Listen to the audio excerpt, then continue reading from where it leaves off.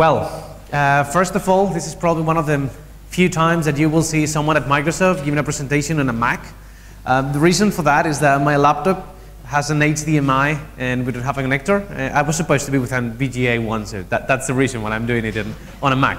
Unfortunately, that will mean that some of the demos that I will have, obviously that I'm not going to run, I will show maybe on laptop just to give the fill in or something like that. But that's the reason why I'm using a Mac. I just want to be absolutely clear in this one. Okay, so I'm a technical evangelist. Mainly that means that I talk to developers. I'm not a salesman person, so I can be honest. And that's what I'm trying to do. I'm not an expert on JavaScript. You are. You are the ones that have been doing applications with JavaScript, with Titanium for a long time. You know everything that has to be known about it. So I'm not going to pretend that I'm an expert. So if someone was expecting a hardcore talk about JavaScript and how to optimize these things, that's so not going to happen. So just to set the expectations here.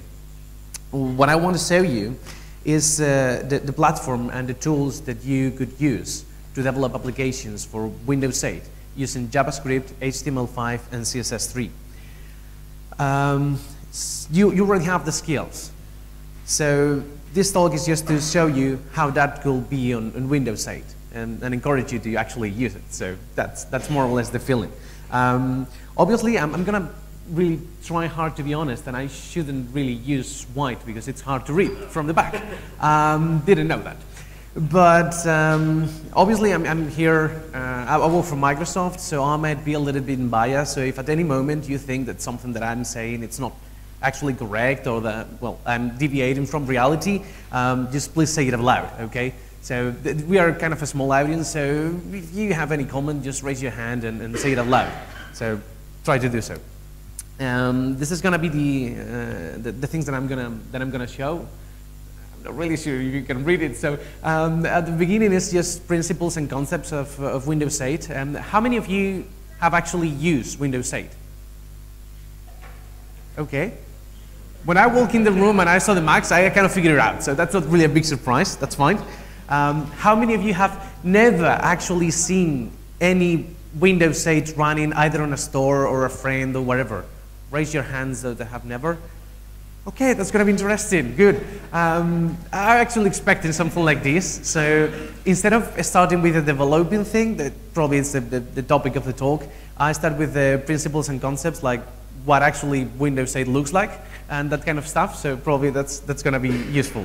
And then is the developer platform, like how the toolkit is built, what kind of things will you use, the SDKs, the APIs that are available, and that kind of stuff.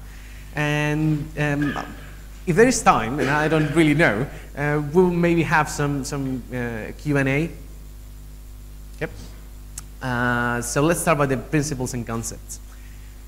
The idea of Windows 8 is design, design, design. How many of you have used a Windows, any version, I mean not Windows 8, any other version, and tried to print something?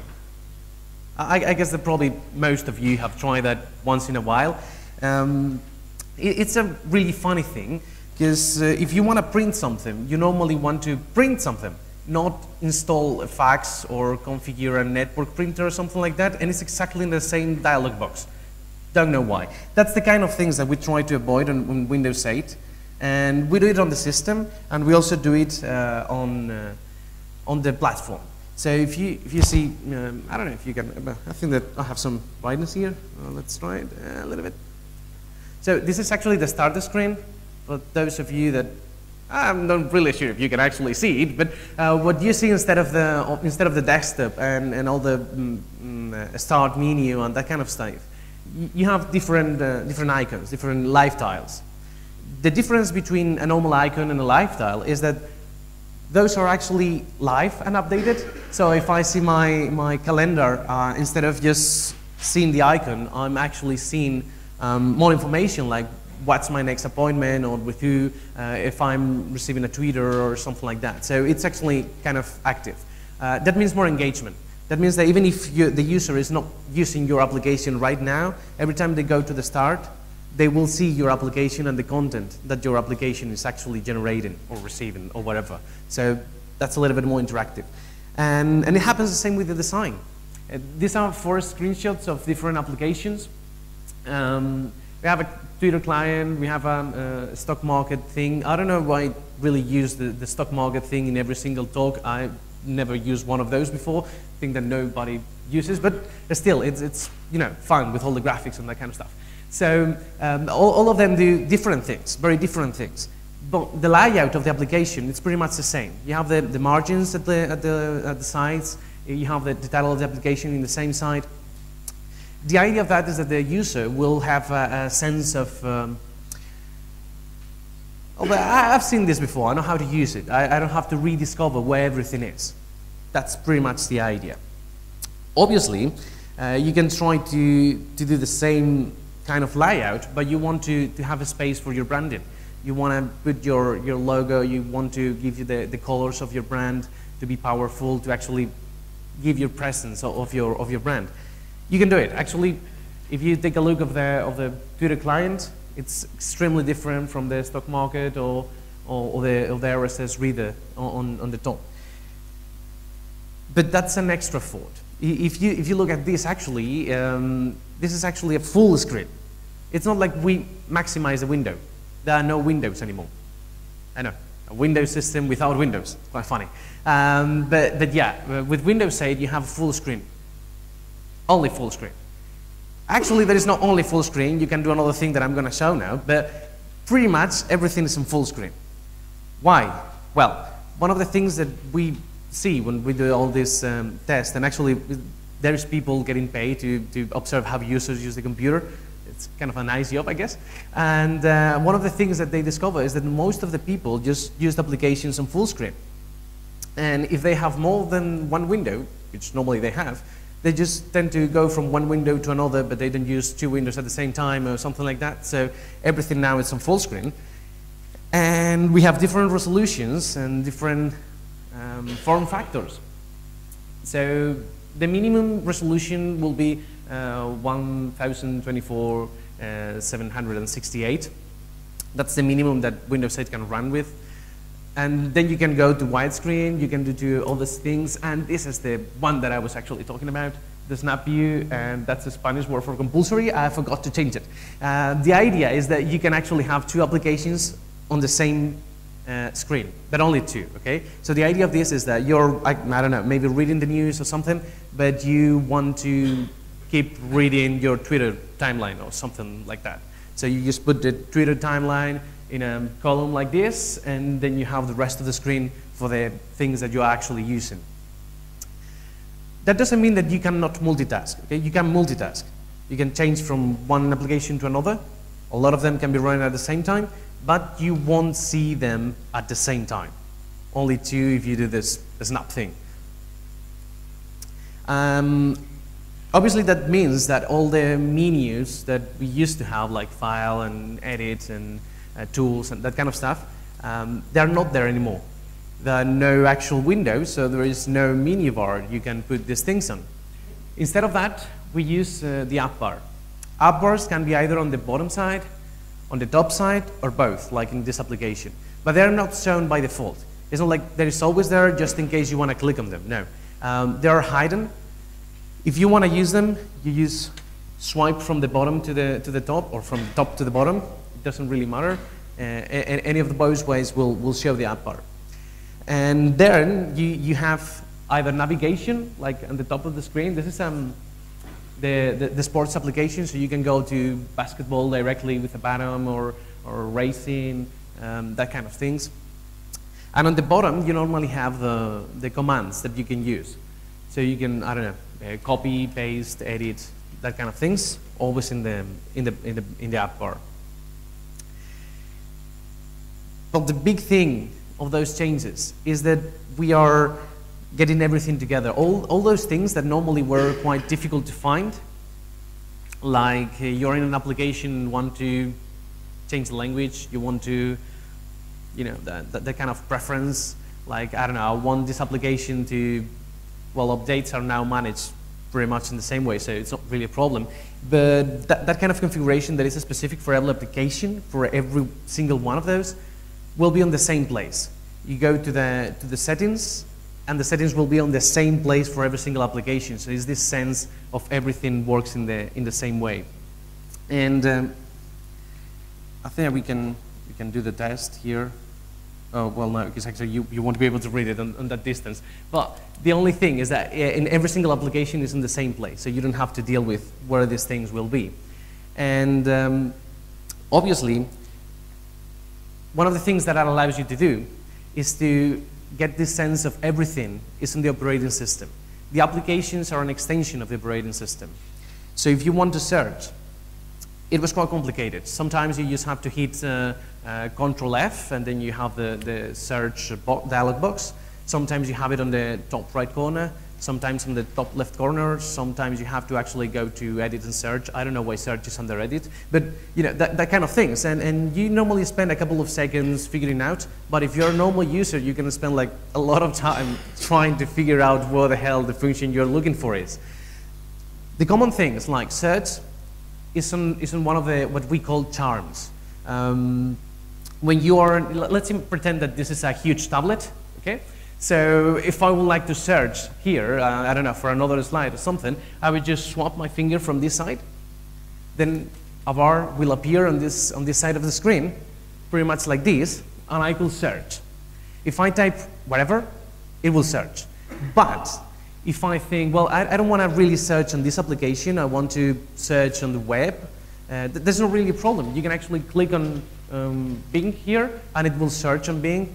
Obviously, I'm using Bing. If anyone creates any application for any other search engine, it will work exactly the same, because all the applications know how to interact with the operating system. So whenever you are in another application and you say, no, I want to search on this one, it will handle properly and it will search.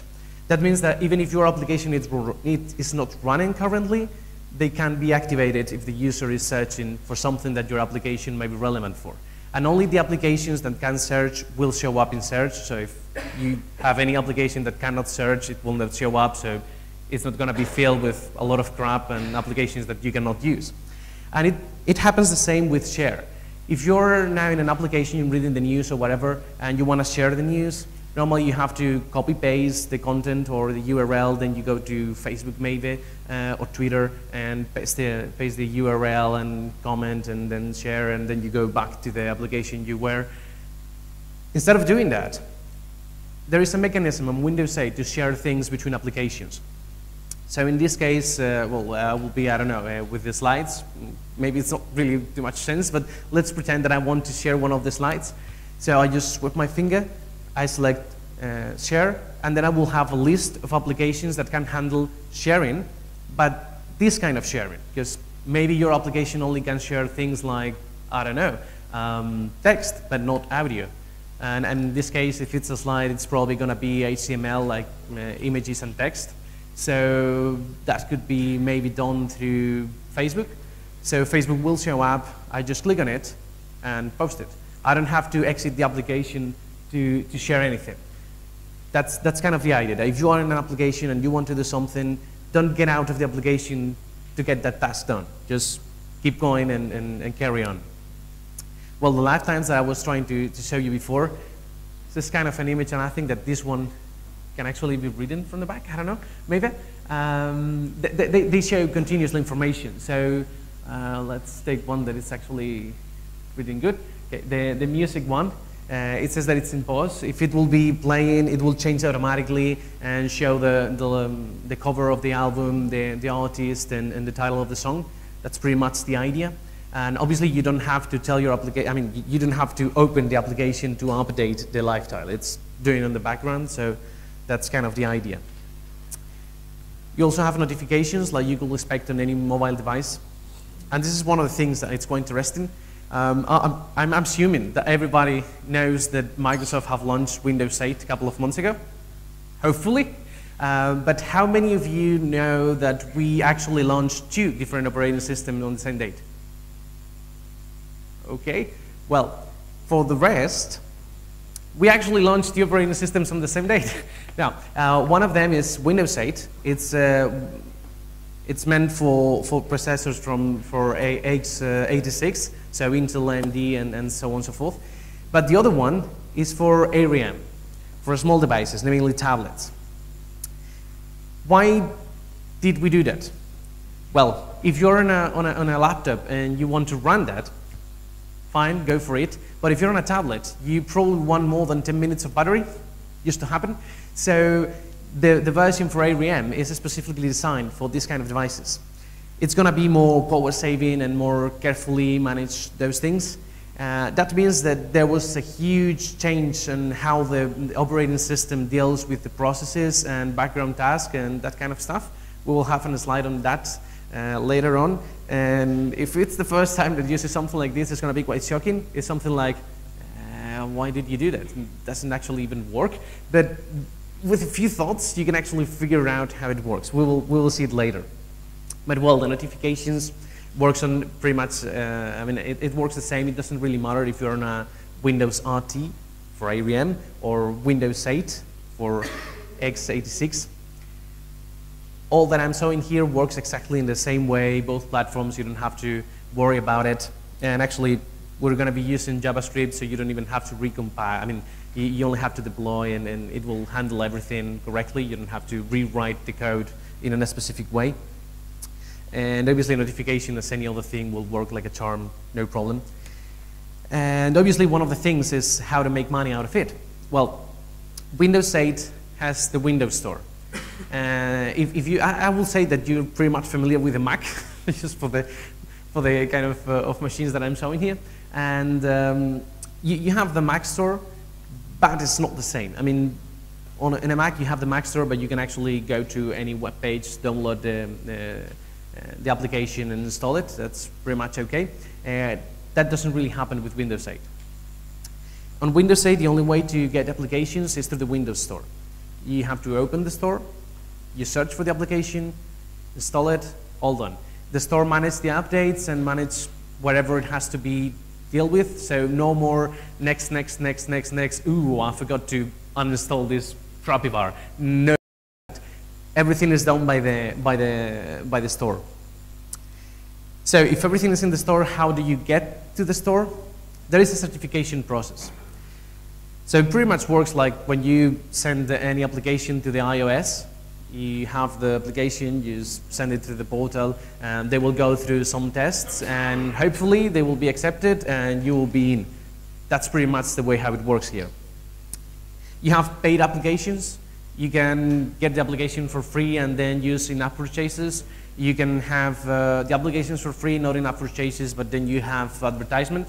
Or you can mix them all together, like it's for free if you have advertisement, and you can buy in-app purchases, and one of them could be remove the advertisement. I don't know. You can do all these crazy things, and some of the applications have mixed them all together, and it's kind of hard to actually figure out if they are free or not. You can use any advertisement platform that you want.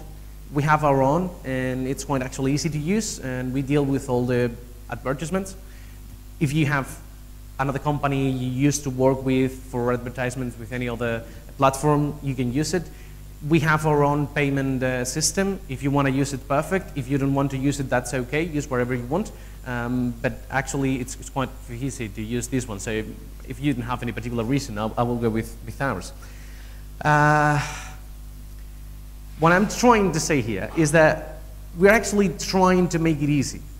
So if you've experienced problems with other stores, like, no, you have to do it this way and only this way, that's not really how we are driven this whole store app.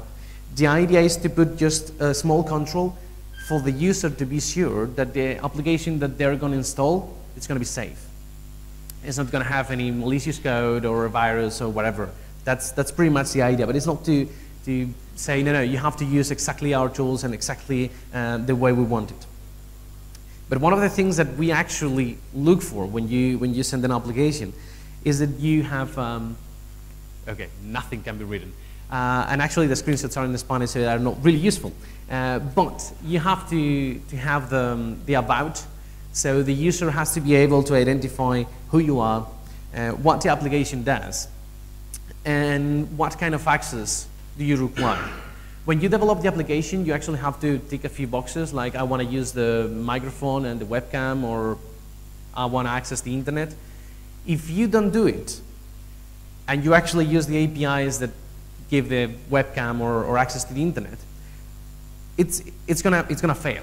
Every time the operating system is gonna run it, it's gonna say, no, this application says it's not gonna access the internet, so why is it trying to access the internet? And it's gonna be shut down.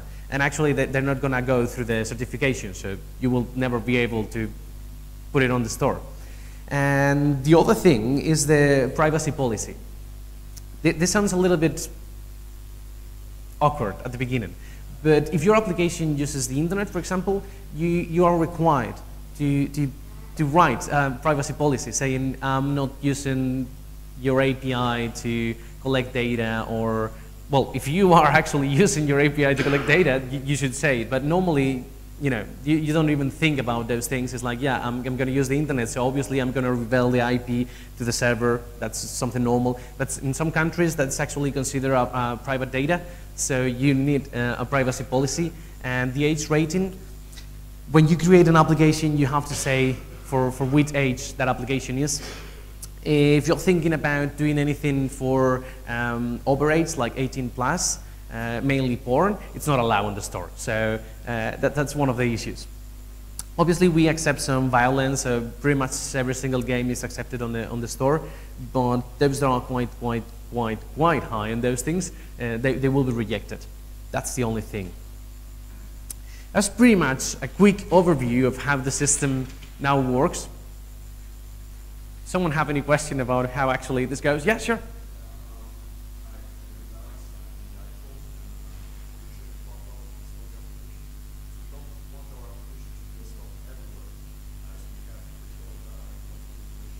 Mm-hmm.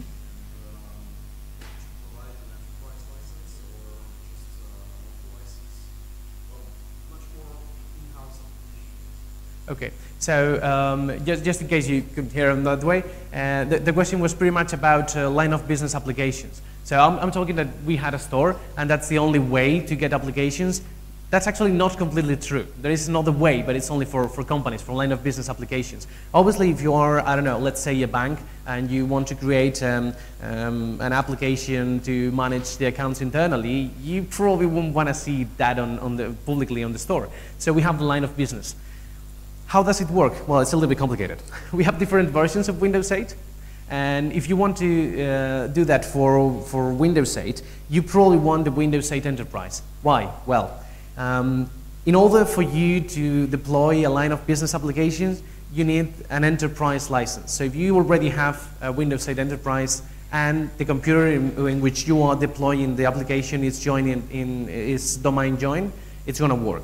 You just can deploy it, and that's it. You don't need to go through the certification on the store. You don't need to go anything. Directly from Visual Studio to the computer, it's going to work. If it's not on a Windows Enterprise, let's say Windows 8 Pro or something like that, you will need an enterprise key. Enterprise key are not sold directly. Single. So you will have to buy a pack of, I can't remember how many. I think that it's 100 keys. And you can't actually buy just 50. You need to buy 100. I'm not absolutely sure about the number, but I think it's 100. Once you have bought and installed that key, you can just do exactly the same as with the enterprise. Just give the application, and it will be deployed. There is no such a thing yet, at least, as the store that we have on Windows Phone. On Windows Phone, if you have a line of business application, you can have your own private store. So you go there, and then you will see all the applications. You can actually do that with SharePoint, but I don't actually know the details to tell you how that will be done. But yes, we manage line of business, and we probably create something like a private store. At this very moment, is just deploying the package directly from Visual Studio. Any other question about the kind of principle of design? No? Okay. Then let's go into what it's actually, developing stuff. This is our platform. This is how Windows 8 works and the APIs that are available. I don't know if you've been, oh God, this one you can read. I don't know if you have developed previously applications for Windows. I will say maybe someone, yes. The thing was that before we only have this part around here. So you can use either .NET and use C# or Visual Basic or any other .NET language, Or you can go for Win32 and use C++, well, or C if you're crazy enough. And then you have the Internet Explorer, and then you can build applications within the browser, and we have the out-of-browser with Silverlight if you were into it. But that was pretty much the part that we were using in the past. On Windows 8, we still have that. We have the desktop apps. But we're only talking about Windows Store style apps. So actually, we're looking into this part. The other ones is like kind of legacy. And then we have the Windows Store. Every single thing goes with the core. So everything you do will go into the kernel. That's fine. That was kind of good. But then we changed Win32. We're not longer using Win32. So if you have been dealing with Win32, for example, to get a picture from the webcam, you know how painful that is. It's not that painful anymore. We're not going to use Win32. We're going to use WinRT. WinRT stands for Windows Runtime API. Probably not the best name because we have an operating system called RT. I don't know why, marketing team. But those are the APIs. They deal with pretty much every single thing. From reading a file to print something or getting a picture from the webcam, streaming thing, pretty much everything is on WinRT. And the really good thing about this is that it doesn't matter what language you're using, you can access it from wherever. If you can use C or C# or JavaScript, whatever, you're going to access exactly the same APIs. So you're not going to be limited. In the case of JavaScript, you're not going to be limited to whatever the browser allows you to do. You just access the API as a C++ application will do, and that's perfectly fine. So that's actually the part when I'm here. We use JavaScript with Chakra. Chakra is the, well, it is implementation, the JavaScript engine of Internet Explorer. All of this is actually using, not Internet Explorer, but the modules that Internet Explorer uses on the background. So Chakra for JavaScript, Trident for rendering the HTML and the CSS. And obviously with the HTML and all the HTML5 mainly, with all the video tags and that kind of stuff, it's going to use hardware acceleration by default. You don't have to do anything special to get it. So that's pretty much the idea. And okay, I know this sounds a little bit weird, like saying, yeah, you can develop anything for Windows 8 with JavaScript. Actually, it's these three things, like HTML, CSS3, and JavaScript. And obviously, it's a standard JavaScript, so we are not doing anything weird, like creating our own JavaScript standard or anything like that. It's plain JavaScript, and all your libraries actually work. So if you want to use jQuery, Knockout, whatever, it works perfectly in a Windows 8 application. And I know this sounds weird, like these Microsoft guys are actually going for the standards. I don't know. I mean, I've seen Internet Explorer 6, so this is actually happening. Yeah, it's happening. Okay. But I think that it's really fair to be skeptical. I mean, if we take a look back and we see how Outlook Web Access looked back in 1997, okay, back in 1997, pretty much every single website looked crappy. But these things were happening, and our performance in JavaScript was pretty, I don't know, could be better, okay? But we've done a lot of work, and I don't know if you can read this, maybe yes, yeah? Okay. Pretty much, the graphic says that we're getting better. And that's the thing that you should remember. If we take a look to how actually the browsers are performing, I know this is a little bit, well, it's not really up to date, okay? I know that because we are using, well, you cannot read it, but this is Firefox 16, and this is Chrome 22. There are newest versions. Ooh. But I almost died. But these are the ones that I know that they were real and they were not faked. And when I say fake, I mean like actually trying to modify the reality. Like, you know, sometimes you read this or that browser supports 100% of the CSS3, and then you take a look and it's like, what? And then you read the small letters and say, of the features that we choose to test. Yeah, obviously, you're not going to choose to test the ones that you do not support, right? So this is kind of the thing. This is the Sun Spider. I know that it's a little bit outdated. If you do it again today with the latest versions of every single browser, I have no idea what will be the result. But I'm guessing that probably the three, I mean, Firefox, Chrome, and Internet Explorer will be like kind of the same. Someone is going to win, obviously, but I'm not quite sure that it's going to be significant. Actually, what I want to show here is that from i9, from i10, there was a huge improvement. And when we sucked before, we are not sucking anymore. That's pretty much the idea. And obviously, another important thing is the number of APIs that are available to use, because if you want to build an application, obviously you want to do something useful with it. And this is pretty much the APIs that are available directly from Chakra when you're running on a browser. The other ones are the ones that are available when you're running the full treated web platform on Internet Explorer 9. Those are the ones that we add on Internet Explorer 10. Not that impressive, actually, but quite an improvement. And these are the ones that are available on WinRT. I don't know why did I change the colors and there are no more red, but those are the total APIs that are available. Again, the number is not really important. What I want you to remember is that you have a lot of APIs available. So if you're thinking about the things that you could use on Internet Explorer 10, stop thinking that way, because WinRT is much more powerful than whatever you can do inside the browser.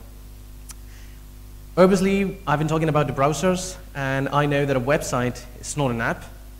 So if someone is actually trying to tell you the story, no, if you have a website already online and it works fine on Internet Explorer 10, just press a button and it will be a really good app that you can win money on the store, that's not going to happen. The idea here is that you use the same skills that you have with JavaScript, CSS3, and HTML5 to build an application. It's not that we have a magic button to have a website, click a button, and then you have the app. I mean, if we were so good, there will be no company like Accelerator creating Titanium to do these things. This is a hard thing. So continue to use Titanium, okay? It's going to be much easier. But obviously, so far they don't have the plugin yet for Windows 8, so you can do it in this way, and you know JavaScript, so it's not going to be a painful transition. But bear in mind that you will have to learn a little bit of the API and how the process handling of the application, life cycles, that kind of stuff. And that's actually one of the hardest things and one of the biggest changes in Windows 8. It's the app model. I'm guessing that pretty much everyone knows a little bit about how operating system manage processes, like they might be running, they might be suspended, and they can't get into a queue until they get more CPU and that kind of stuff. On Windows 8, I don't know how good this reads from the back, but on Windows 8, we changed that a lot. If you remember, I said that applications are only on full screen. So applications can be either running, meaning that they are on full screen, the user is interacting with the application, and obviously it's consuming CPU. Or it can be on the background, not being seen. I mean, it's open, but it's not being seen at this very moment because I switch to another application. That application gets suspended. What happens when the application is suspended? Pretty much what you're guessing, that you don't have access to the CPU, but you maintain all the memory. So for example, you have a DOM tree, it's going to be on memory, but you can't actually interact with the CPU. And here's where the thing becomes a little bit different. When you want to open an application, you have 5 seconds. If your application doesn't fully load in 5 seconds, it's not going to open. The operating system is going to terminate the process, and it's going to say, no, you're too slow to run this machine, so get out. That's the biggest change, okay? Obviously, there is some times when you can't actually application running in 5 seconds. Let's say that you need some data from a remote server that it's really away and the connection is slow. I mean, imagine that you want to load a web page, a complex web page in 5 seconds and you're on 3G. Good luck with that. Obviously, what we're expecting is for the developer to fully load where everything is possible. You can get the application into a point when you say, okay, I'm fully loaded, but I'm waiting for some data on the remote site, so don't kill me. I'm actually responding to the user, but I just need the data. I can speed things up. That's pretty much the idea. When you switch to another application, you get a signal saying, hey, you're going to be suspended. You have 5 seconds to do whatever you need to do. And here's when it's extremely important, that if you haven't saved the data, save it now. And you only have 5 seconds. So if you're gonna trying to save the data remotely, you better do not when the operating system tells you to do, but whenever you have the data ready. Why? Because once you're in suspended state, you're not gonna be warned before termination. Let's say I'm a user, I start the application of the news, then I start the Twitter client, the news goes into suspended mode, then I open a bunch of other applications, and for some reason I want to open, I don't know, some game. Let's say that I'm going to use some heavy game. The first application, the news reader, it's obviously in suspended state and it's taking memory. So the operating system might say, well, why should I spend my resources, my battery, and my memory maintaining an application that's not being used? This game is high demand, so we need that power. I'm going to shut you down. And that's it. You're going to be terminated. There's no going to be a warning telling you you're going to be suspended, please save your data. You're going to be terminated, please save your data. That's not going to happen. You're just going to be terminated. I know this sounds a little bit, strange, but the idea of this whole thing is that if you're running on a tablet, you will not drain the battery, and you will not have a huge impact on how the process is, on how the performance is going. So that's pretty much the idea. What you should do normally is, as soon as you have the data from the user, save it.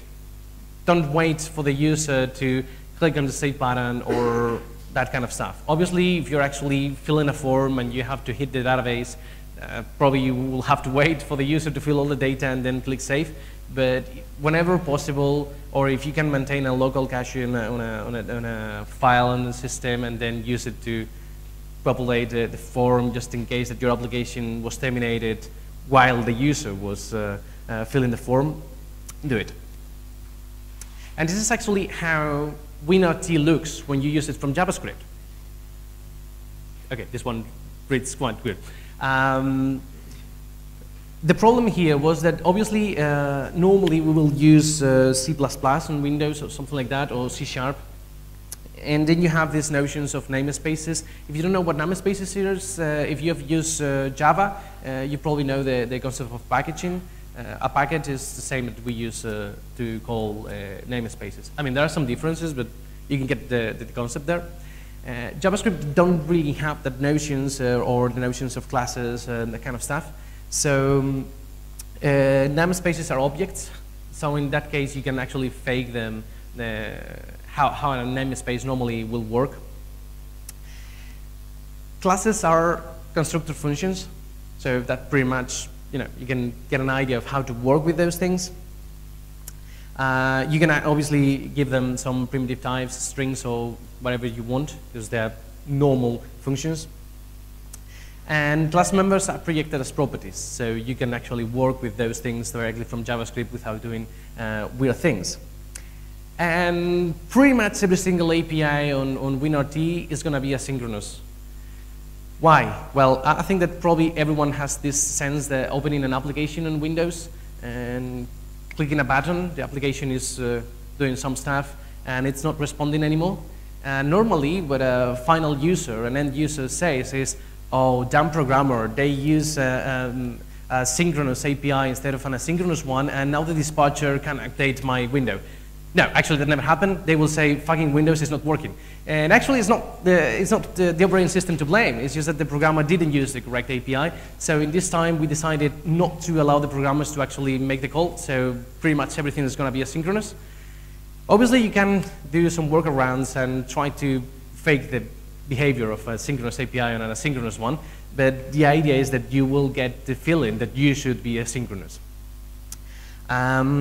And yes, this is regular JavaScript, and we are calling system functions directly from JavaScript code. The first time that I read about this, I was a little bit like this. Really, are we going to allow people to use system functions directly from any web? Because obviously, you're just loading a bunch of HTML files with some JavaScript and CSS, so that's pretty much what we used to call a web. And let's imagine for a second that we make a mistake and launch the next version of Internet Explorer and allows people to actually call operating system APIs directly from the web browser. I don't really want to imagine what would happen. That's not exactly true. It's a question of trust. which code can you trust, which code you will never trust. So if it's the code that you've written for your application, that you submit to certification, that has been tested by Microsoft and has been published on the store, yes, you can trust that, no problem there. But if you are, let's say, accessing a remote website from your application and downloading the code, we cannot trust that because we don't really know what's going to be on the website. Maybe there is someone in the middle and someone is sending us, whatever, or you just change the code from when the application went to certification, so it no longer has any meaning. One of the things that you can do is put the untrusted content on an iframe. They work exactly the same as it will work on a web browser. It's nothing really new there. But the idea is that once you are on an iframe, you can actually differentiate to context. The local context, and we have that not really beautiful protocol there, the MSWWA. That means that it's on the local package, and then you have the HTTP or HTTPS or whatever to go for the remote context. The ones that are running locally and have our trust can use Windows RT APIs, and there's no remote sourcing allowed. So if your trusted code tries to load anything from from remote server, not going to work. It's going to give a fault, and it's going to close if you want to do it, error message, whatever, but it's not going to work. If you're in a web context, then you have no Windows runtime whatsoever. I mean, you can actually type the code and try to access the Windows dot whatever. It's not going to work. It's not even going to be interpreted in that way, so you only have a JavaScript error, and Chakra is quite forgiving, so it will just do nothing with it. Treat it like a comment. And all of them can access the W3C APIs. So it doesn't matter if you're remote or locally, you can do the HTML5 things, and you can access the whatever you can do on a web browser, you can do it on an application. So don't need to rewrite that stuff. Obviously, there is some overlapping. There are some things that you can do with HTML5 APIs, and you can do with WinRT APIs. You can choose. Normally, the ones, if you choose the version of WinRT, you will have a slightly better performance because they normally implement it in C++ and directly with the system APIs, but you can do whatever you want. And you can actually communicate from those two contexts with a post message. So you are not really isolated. You can actually use the content. Normally, because you do some operation with a remote server, you load a page or something, and you want to get the result or whatever it's that remote server is doing. So you can actually still get it with a post message, but there is no code execution. It doesn't matter how many times you try to figure out, well, maybe there's a workaround if I load this and then trigger a JavaScript that calls no. Whatever you do is not gonna work for code. Some features that are available in local context or web context, it reads quite well. But basically, the idea is that whatever you're gonna try to execute JavaScript code on a remote context that's gonna allow you to run any API from the local machine, it's not gonna work. That's pretty much the idea. That's pretty much it there. And about synchronous working. How many of you are familiar with the concept of promises? And I'm not meaning on real life, I mean technology promises, okay? Couple of hands, okay? The problem here is that if you're developing an application and every single API is asynchronous, you'll have a mess. How many of you have actually worked in any technology with asynchronous programming? Okay, how many of you actually enjoy it? Yeah, exactly. Whoa, one hand, really? It's quite painfully. Mainly because when you write something and you say, oh yes, this is gonna be asynchronous and then it's gonna be a response and something, when you're testing it, it's like, why is it not working? You have so many variables, so many things that can go wrong. If there is a race condition or something, waits for something to wait, that it's waiting for the first thing to finish, but the first thing can't finish because the other thing hasn't changed yet. That kind of stuff that sounds complicated is actually quite easy to produce when you're dealing with asynchronous programming. And I'm saying that pretty much every single API here is asynchronous. So how to deal with these things? Well, there is a specification, an open specification that it's promises/a. It's in Wiki Commons, I think. Yeah, Commons.js. You can actually look for it. But The idea is that you will work with an asynchronous pattern using promises. How do you use promises? In this way. I think that it reads not that good, but I can read it. Okay, that's good. I mean, this code, you will probably never use it because the only thing that it's doing is downloading one URL and then another URL and then another URL and do nothing with it. Not very useful, but it illustrates a little bit of the example. The first thing is download one URL and then you use the .then. When you do that, you're telling, well, the first thing is going to end at some point. I don't know when. So that function is returning a promise. I promise you that at some point we'll finish this data, but I have no idea when that's going to happen. So you said, then when that's finished, then you do this other thing. And then you insert a function there that it's going to do exactly the same, print the line, and then download again another URL. And that function is going to tell you the same. I'm going to finish, but I have no idea when is that going to be. So I'll just promise that at some point I will finish. And then you use the .then, and again download another URL. So you're actually chaining promises and saying, this is going to end at some point. When it ends, do this other thing. When this other thing ends, then do this other thing. The good thing about this is that if you know that some operation is going to take a lot of time, like downloading a URL, for example, and you have to do other things, you don't really have to wait for the URL to finish. You can say, download this URL. I know that at some point in the future you will finish. When that finishes, you do these other things. But in the meantime, I'm going to do these other operations that can be done without the need for that URL to finish the download. And once the download is finished, then yes, do these operations that need the content of that URL. And I know it sounds a little bit complicated. Normally, we're not really used to deal with asynchronous programming. At the beginning, it's really painful. And then after a couple of weeks, it's even more painful because you realize all the things that you've done wrong. But in time, you will actually get used to this. And the good thing is that it gives to the application a sense of it's absolutely fluid. There is no spots when you hit the button and it's frozen or not responding quite well. So that's pretty much the idea. Whenever you code an application in Windows 8, it's going to be asynchronous. If you do it in JavaScript, it's going to be asynchronous anyway. So promises are quite a good way to avoid these things. If you don't believe me, believe him. So please use promises, okay? I know it's hard. I know sometimes asynchronous programming is not that good. Try to use it. And at this very moment, I think that pretty much any single one of you will think this is quite complicated. Why did you do it in that way? It's actually a little bit more easier on C# because we've changed a little bit the language to deal with asynchronous programming in a more transparent way, so you don't have to deal with these things. And I have to be honest, and promises are a really good way to do so, but it can be better. I mean, when you are creating an application that tends to grow and grow and grow when it's getting bigger, after a few releases, you have this monster that nobody can read and nobody actually knows what the code is doing. And obviously you have to be really, you have to have a methodology of work in which you can actually write code in a proper way. Because one of the things that JavaScript has is that you can write pretty much whatever you want and it's going to compile and do something, but probably not what you want. So you have different choices here.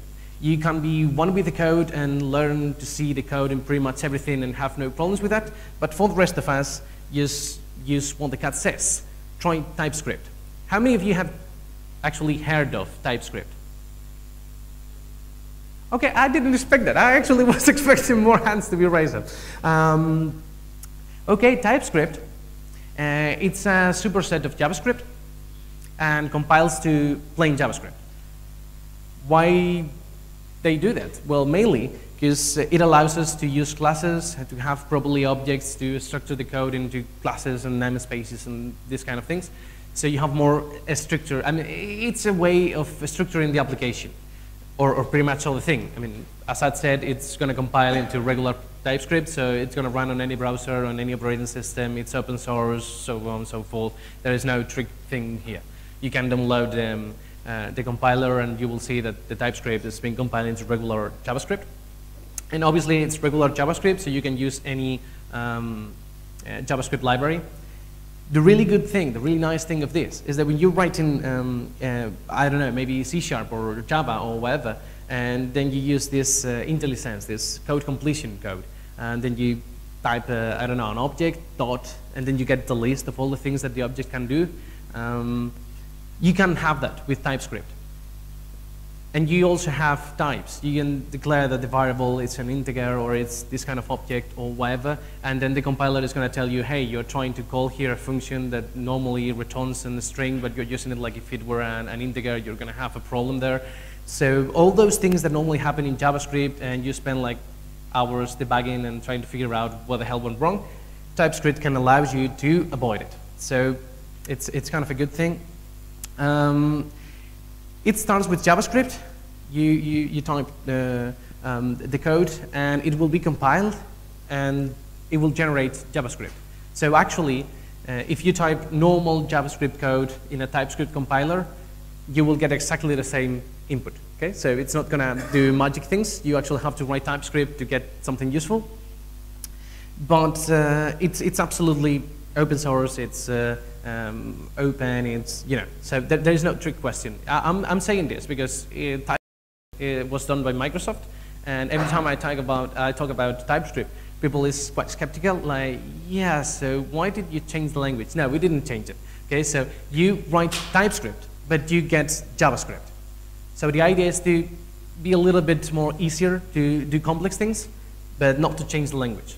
And actually, most of the things that we have on TypeScript now, they are on the roadmap of ECMAScript for version 6, I guess. The next one, yeah, right. So some of them are on the roadmap for ECMAScript 6. Others, no. So probably will be on 7 or maybe never. You never know. But that's pretty much how it works. And at this moment, if someone have any question or anything or something that they would like to know, I don't know, about TypeScript or about whatever, anyone? Any questions? Anything on Windows 8? I know lots of people are interested in Windows 8 apps. No? Everything clear? Really? Okay. Then try it. Okay. So let's unload TypeScript. Let's unload Windows 8. I mean, at least give it a try. Okay. It works quite well. So I don't know. Just give it a try before these guys have the plugin to develop for it.